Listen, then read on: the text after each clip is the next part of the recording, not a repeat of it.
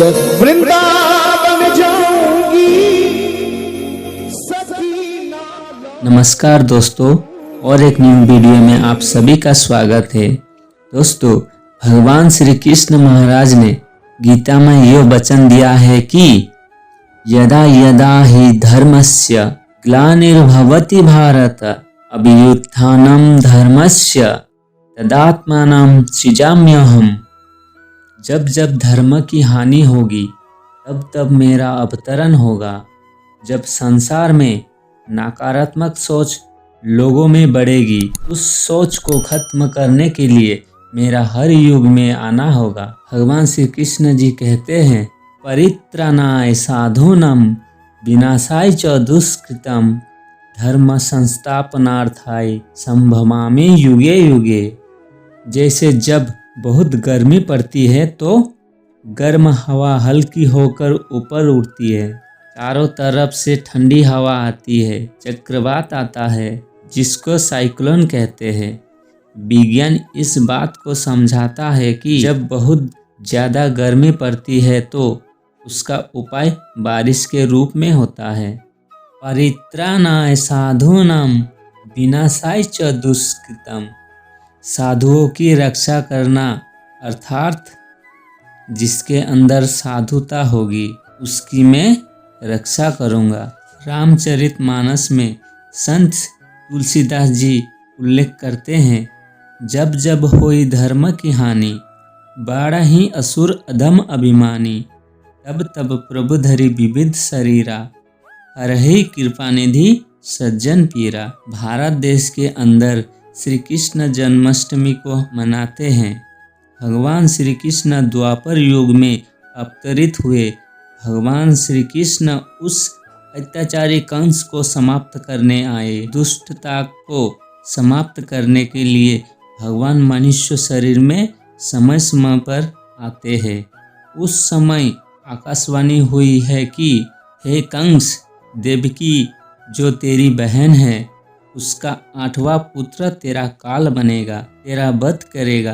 कंस ने देवकी और वासुदेव को कारागार में बंद कर दिया कि जितने भी उनके पुत्र होंगे सबको मारूंगा। जब मेरा काल ही नहीं रहेगा तो मुझे मारने वाला संसार में कोई नहीं रहेगा। अत्याचारी कंस ने देवकी के 7 बच्चे मार दिए। भगवान श्री कृष्ण के कारागार में पैदा होते ही जेल के ताले स्वतः ही खुल जाते हैं और पहरेदार गहरी नींद में सो जाते हैं। जब वासुदेव जी को पता लगा तो देवकी ने कहा कि इस बालक को यहाँ से जल्दी गोकुल में नंद बाबा और यशोदा जी के यहाँ ले जाओ। वासुदेव जी भगवान श्री कृष्ण को टोकरी में रखकर वहाँ ले गए।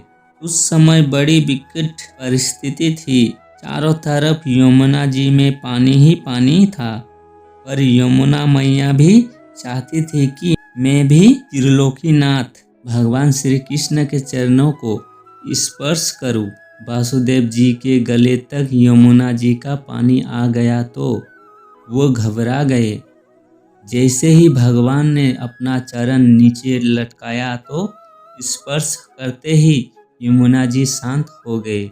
वासुदेव जी नंद बाबा के यहाँ गोकुल में चुपचाप भगवान श्री कृष्ण जी को छोड़ आए और समकालीन जन्मी माया नंद बाबा की पुत्री को मथुरा कारागार ले आए और तुरंत कारागार के दरवाजे बंद हो गए। पहरेदार जाग गए। कंस को सूचना दी। कंस आया, यो तो कन्या है, इसको भी मारो। उसका पैर पकड़कर जब वो दीवार पर पटकने लगा तो कन्या हाथ से छूटकर आसमान में चली जाती है और आकाशवाणी हुई कि हे दुष्ट कंस, तुझे मारने वाले का जन्म हो गया है, अब तू किसी भी हालत में नहीं बच सकता। दोस्तों, कहने का अभिप्राय यह है कि जो संसार में आया है उसे एक ना एक दिन यहाँ से शरीर छोड़कर जाना है। पर कुछ लोग अच्छे कर्म करते हैं तो वे याद किए जाते हैं, और जो बुरे कर्म करते हैं वे भुलाए जाते हैं, उनको कोई याद नहीं करता। द्वापर युग में अश्वत्थामा हुआ। क्या कोई अपने बेटे का नाम अश्वत्थामा रखेगा? अश्वत्थामा आज भी जिंदा है, वो घूम रहा है क्योंकि उसने गर्भ के अंदर आक्रमण किया, ब्रह्मास्त्र छोड़ा, कुकृत किया, तो आज भी लोग उनसे नफरत करते हैं। हम शुभ कर्म करेंगे तो लोग हमको याद करेंगे। भगवान श्री कृष्ण की अनेक बाल लीलाएं हैं, उनको आप लोग जानते ही हैं। भगवान जब उद्धव जी से मिले तो उद्धव जी बड़े ज्ञानी थे, धर्मशास्त्रों को बहुत पढ़े थे, उनको भौतिक ज्ञान था, पर उनके अंदर सच्ची भक्ति नहीं थी और भक्ति के बिना उसका ज्ञान बिल्कुल रूखापन था। भगवान श्री कृष्ण कहने लगे कि मैंने अपनी माताजी से, पिताजी से और गोपियों को कहा था कि मैं लौट कर आऊँगा, पर कामकाज से व्यस्त होने के कारण लौट नहीं पा रहा हूँ। उद्धव जी, आप ऐसा करो कि गोपियों के पास चले जाओ और वहाँ उनको कुछ ज्ञान ध्यान की बातें समझाकर आना। उद्धव जी के मन में ख्याल आया कि मैं कुछ लिख कर के ले जाऊं। गोपियाँ पूछेगी तो क्या लाए हो, तो कागज पर उन्होंने कुछ लिख लिया। जब वे गांव में प्रवेश करते हैं तो सबसे पहले उनको राधा जी मिलती है। उन्होंने देखा कि भगवान श्री कृष्ण के परम मित्र उद्धव जी कोई संदेश लेकर आए होंगे। उद्धव जी ने वो चिट्ठी राधा जी को दे दी। चिट्ठी को खोलने के बाद राधा जी कहने लगी कि उद्धव जी, यो तो कृष्ण की चिट्ठी नहीं है। उद्धव जी योग सुनकर बड़े परेशान हुए।